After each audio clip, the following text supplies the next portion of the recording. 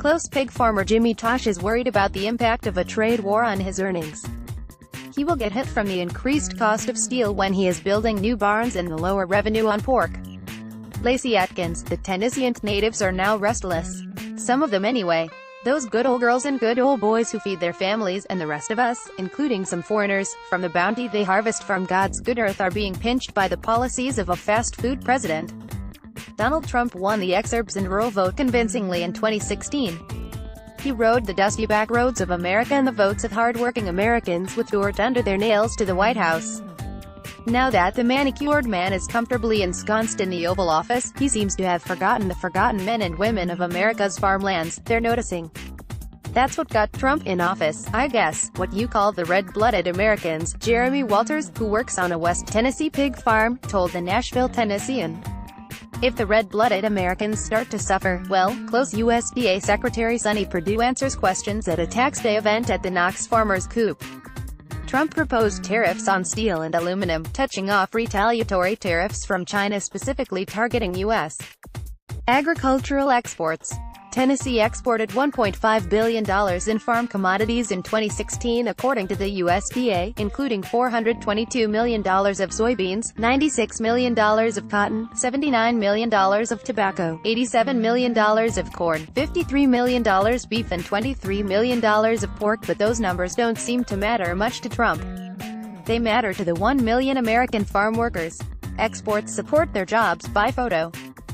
Department of Agriculture Secretary Sonny Perdue, right, shakes hands with members of Future Farmers of America before speaking at a tax day event held at the Knox Farmers Cooperative on Tuesday, April 17, 2018. Photo, Brianna Pachorka, News Sentinel. The primary concern remains that these tariffs are going to impact business decisions in Tennessee economic. When you start this tariff war, you are going to impact your cost of raw materials and then it impacts the price. Then it impacts hiring decisions and expansion decisions. More. Agriculture Secretary Perdue, the president is behind Tennessee farmers. Trump's tariffs could have disastrous geopolitical and macroeconomic impact, but the levies will produce real-time pain for real-life Americans. Perhaps some in the administration are noticing. Secretary of Agriculture Sonny Perdue visited Nashville last week to buck up the base. He talked about China cheating on trade and praised his boss for bullying back. Then, he waved the flag. The good thing about the constituents I represent, the producers, farmers, ranchers, foresters of America, is they're Americans first. Perdue said. They're patriots. Close. Want to submit your letter to the editor. Here is how. Washities, these red-blooded Americans, as the pig farmer put it, love the land and love this land. But they need to eat. And they need to feed their fellow Americans and their families. And to feed their families they need jobs and, as Ralph explained, Trump's tariffs will cost some patriots their livelihood, rural America struggles, social decay, economic malaise. Now Trump's tariffs. Perdue spoke of temporary pain for farmers. But in war, people die. Good old boys and good old girls of the American heartland put a president in office. Now that same know-nothing president has forgotten them and is sending them to spill their economic blood in a trade war in which no one wins.